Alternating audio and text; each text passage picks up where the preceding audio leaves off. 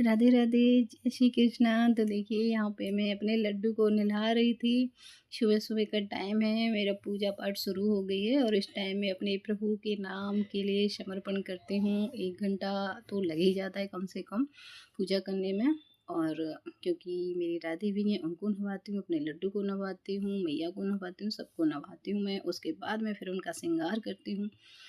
फिर जैसी भी बनती है मैं अपनी तरफ से, देखिए मैं ये नहीं कहती हूँ कि मैं अच्छे से पूजा करती हूँ, सभी लोग मुझे बहुत अच्छे से पूजा करते हैं। मैं बस जितना मुझसे हो पाता है कोशिश करती हूँ मैं अपने लड्डू की सेवा में थोड़ा सा समय व्यतीत करूँ। और मुझे खुद को बहुत ज़्यादा अच्छा लगता है जब मैं अपने लड्डू को नहवा के और उनको तैयार करती हूँ, अपनी राधे को तैयार करके उनका श्रृंगार करती हूँ, तो यकीन मानिए आप, दिल को इतना सुकून मिलता है, इतना अच्छा लगता है कि ऐसा लगता है कि बस मंदिर के सामने ही बैठे रहो, सारी चीज़ें छोड़ दो। लेकिन अभी ज़िम्मेदारियाँ हैं तो इनको भी नहीं छोड़ सकते। तो घर गृहस्थी में प्रेमानंद महाराज जी बोलते हैं, गृहस्थी के साथ साथ अपना थोड़ा सा समय ज़रूर निकालिए अपने प्रभु के लिए, अपनी राधा रानी के लिए, प्रिया जी के लिए, लाडली जी के लिए, है ना। तो अपने कान्हा के लिए तो जितना टाइम मिल पाता है उतने में आप पूजा करने की ज़रूर कोशिश कीजिए। थोड़ा ही सही लेकिन ज़रूर कीजिए, है ना। ये नहीं है कि 1 घंटा माला जपो कि बस बच्चे भूखे हैं, लंच नहीं बना टाइम पे, घर में टेंशन हो रही है, वो भी नहीं करना है, ठीक है। तो पहले सबका भी ध्यान रखिए और उठते नाम लीजिए, चलते नाम लीजिए, बैठे नाम लीजिए, कहीं भी जा रहे हो रास्ते में तो नाम लीजिए। भजन ये नहीं है कि माला लेके ही बैठो, हाँ टाइम है आपके पास में तो ज़रूर माला लेके बैठिए। तो बस यहाँ पे थोड़ा सा मैं भजन कर लेती हूँ, अपनी पूजा पाठ कर लेती हूँ। तो मेरे लड्डू गोपाल जी नहा धो के राधे तैयार होके सब विराजमान हो चुके हैं, उनको मैंने अच्छे से तैयार कर दिया है और उनकी भोग की तैयारी कर रही थी। तो भोग में बन रहा है आज भी सूजी का हलवा। मैंने पहले वीडियो दिखाई थी, उसमें भी सूजी के हलवा बनाया था।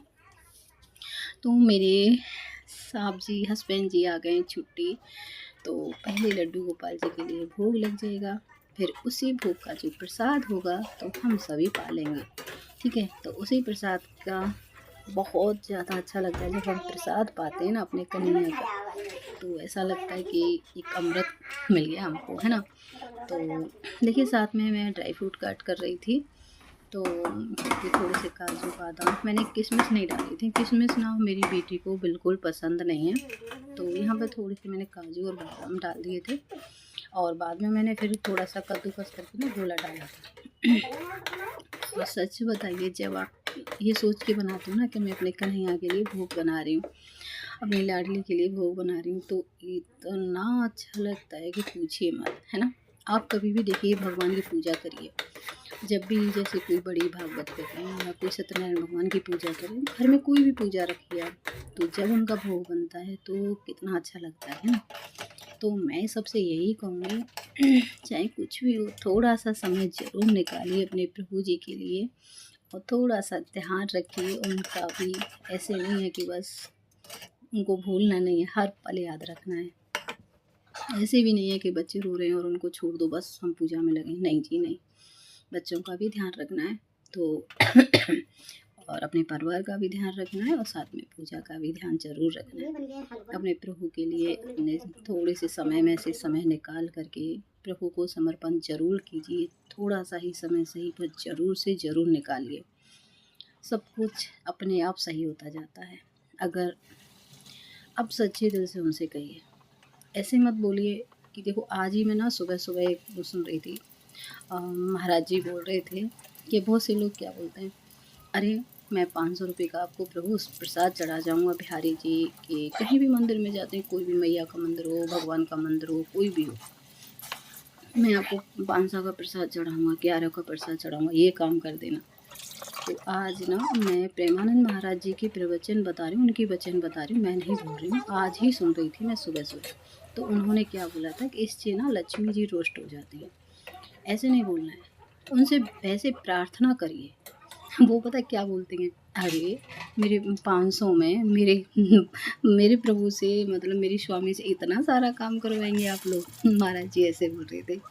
आपने 11 रुपये का प्रसाद चढ़ा लिया और काम इतना बड़ा बता दिया, मेरी नौकरी लग जाए, मुझे इतना, मेरा घर बन जाए, मेरे बेटा हो जाए, कि मेरी बेटी हो जाए, कि मेरे बच्चों की शादी हो जाए, है ना। हम यही डिमांड करते हैं, सब करते हैं, मैं भी करती हूँ। पर आज समझ में आया उनके, जब मेरे महाराज जी के वचन सुने तो मुझे समझ में आया कि ये चीज़ हमको नहीं करनी चाहिए, है ना। तो जो भी है दिल से उनसे मांगे, वो ज़रूर देते हैं। उनसे बदला ये मत रखिए कि मैं आपको उतना दूंगा तो आप मुझे उतना दीजिए, है ना। आपको मैं 11 रुपये का प्रसाद चढ़ाऊँगा और आप उसके बदले में मुझे ये दीजिए, नहीं जी, ये मत करिए, है ना। मैं नहीं बोल रही हूँ, मैं महाराज जी के वचन प्रवचन सुने थे तब मैं थोड़ा-सा ये उनकी सोचा, चलो थोड़ी-सी बातें आपके साथ शेयर कर देती हूँ। तो मुझे ये बात बिल्कुल सही लगी उनकी कि सच में नहीं करना चाहिए, है ना। तो देखिए यहाँ पे मेरा हलवा भी बन गया है, चाय बन गई है और वो बन गया। तो मैं अपने लड्डू गोपाल जी के लिए पहले भोग लगाऊंगी और उसके बाद ये मैं जो आप कप देख रहे हैं, इस कप में मैं खाना के लिए चाय नहीं लूँगी। चाय उनके लिए अलग से मतलब बनाई थी मैंने, ये तो मैंने बच्चों के लिए दे रही थी। तो यहाँ पे देखिए मैं उसके बाद में, ये तो दूसरे दिन सुबह है, मैं उसके बाद में मैंने ये सूट डाल लिया था। उसके बाद में मैं कपड़े धो रही थी सुबह सुबह, यहाँ पर धूप आ जाती है तो धूप का मज़ा लेते हुए है ना। आजकल सर्दी पड़ने लगी है हल्की हल्की, तो धूप भी बहुत अच्छी लगती है सुबह सुबह की। यहाँ पे ये ना मेरी बालकनी ज़्यादा बड़ी तो नहीं है, छोटी सी है। और हाँ, जो इसमें पेड़ रखे थे ना वो मैंने ऊपर छत पे रख दिए हैं, क्योंकि अभी यहाँ धूप में थोड़ा सा बैठ जाते हैं, छत पे नहीं जाया जाता है बार बार चढ़ के, तो इसलिए यहाँ बालकनी में धूप आ जाती है तो इसमें शाम तक रहती है, तो इसमें आराम से बैठ जाते हैं चेयर डाल के। बड़ी भी नहीं है, छोटी भी नहीं है, आराम से बैठ जाते हैं, 4-5 लोग भी बैठ जाते हैं आराम से। तो यहाँ पे मेरे कपड़े वपड़े धो दिए थे और फिर इसकी भी सफाई कर दी थी मैंने। और उसके बाद में फिर घर की सफाई करेंगे, वही घर के सारे काम हो जाते हैं। हम हाउस वाइफों पे काम क्या है, कहीं ऑफिस तो जाना नहीं है, बस ऑफिस नहीं जाना है, लेकिन ऑफिस से ज़्यादा काम होता है है ना। तो तब तक मशीन में कपड़े सूख गए थे, अब इनको मैं डाल दूँगी और घर के इतने सारे काम हो जाते हैं अनगिनत। और सर्दियों में देखिए कपड़े कितने होते हैं, सर्दियों के कपड़े उनको उठा के कहाँ पे रखना है यही समझ में नहीं आता। अलमारी ऐसे भर जाती हैं ठूस-ठूस के कि कहाँ पे रखने कपड़े अच्छे से कुछ समझ नहीं आता है। और लेकिन रखने तो हैं, और फिर भी बच्चे बोलते हैं मेरे पास कपड़े नहीं है और दिलवाओ है ना। तो आप लोगों को मेरी वीडियो थोड़ी सी भी पसंद आती है तो प्लीज़ सपोर्ट कीजिए, लाइक किया करिए और मेरे चैनल को सब्सक्राइब कीजिए, और वीडियो अच्छी लगती है तो शेयर भी किया करिए, ठीक है। तो उसके बाद में देखिए मैं ना यहाँ पे आपको ये दिखा रही थी कि थोड़ा सा मुझे टाइम मिला था, तो मैं यहाँ पे लड्डू गोपाल जी के बाद में मतलब और काम करूँगी। एक दिन पहले की वीडियो है ये। तो यहाँ पे मैं लड्डू गोपाल जी के लिए ना ऊन की ड्रेस बना रही थी, तो ये तैयारी कर रही हूँ, बन जाएगी जब मैं आपके साथ दिखाऊंगी कि मैंने कैसे कैसे बनाई थी। अगर किसी को पूछनी है तो मैं बनाती हुई भी दिखा दूँगी कैसे कैसे बनाई थी। और अभी तो मैंने शुरुआत की, इसकी चोली बना रही थी मैं लड्डू गोपाल जी की, राधे की। तो यहाँ पे देखिए ये चोली बन गई है, इसमें कुछ अच्छे से दिख नहीं रही है आगे का घेरा बनेगा वो भी मैं दिखाऊंगी, अभी शुरुआत करी है है ना।